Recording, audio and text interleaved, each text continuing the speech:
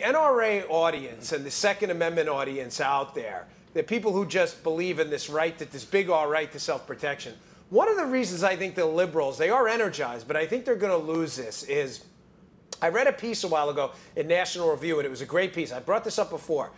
But the reason liberals keep losing the argument about the Second Amendment is because they just simply cannot relate to why Americans would want to buy a firearm.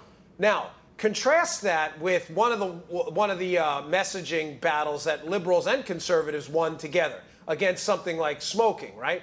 They won it because a lot of people knew a smoker. It was their mom, their dad, their kids, and they said, hey, you know what? You may want to get rid of that. It's bad for your lungs. The messaging was sound. The problem with the liberals against gun owners is they talk to us like we're a bunch of deplorables. I mean, literally, that's what Hillary said. They don't understand us. They make no effort to understand why we would want a firearm to protect ourselves. And by not understanding us, their messaging is all off. And I think they're energized, but they're going to continue to lose on that. You know, it's interesting on that because we like to say we deal in facts here, and we really do. And I will say this, the Constitution is a fact. It is factual that it says that we can keep and bear arms. The Second Amendment is a fact as it's written.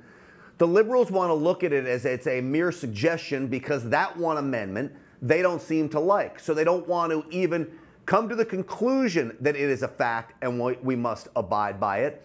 So they just throw it out. Now, I say you deal in facts. You can have arguments all you want. You can have your ideas all you want. You can have philosophies all you want.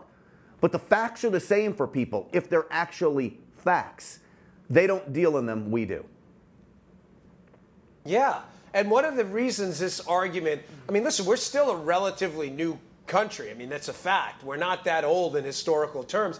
But remember that the Second Amendment, the gun control argument against the Second Amendment, is really one of the last century and this century now, not the century before. Well, why is that? Because the century before, people were intimately familiar with the consequences of a disarmed populace. Now that we're divorced from generationally speaking, from those years and the escape from monarchy and tyranny, you know, we see all that stuff as a relic of the past, liberals out there. Now, having said that, though, putting that argument aside for a minute, how people generally don't see that as an issue anymore.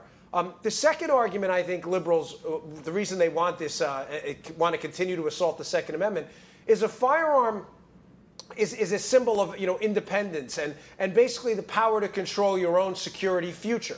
I mean, it's similar in some ways to the ability to control your own money and to invest in your own business.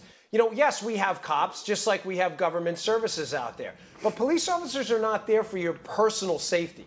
They're there for public safety and the enforcement of the law. And I think liberals don't like the fact that a firearm allows you to take some semblance of control over your own security future. They want you latched to the government at all times, and that bothers them, and it should bother you too, because it's really kind of a really dangerous ideology when you think about where they're going with this.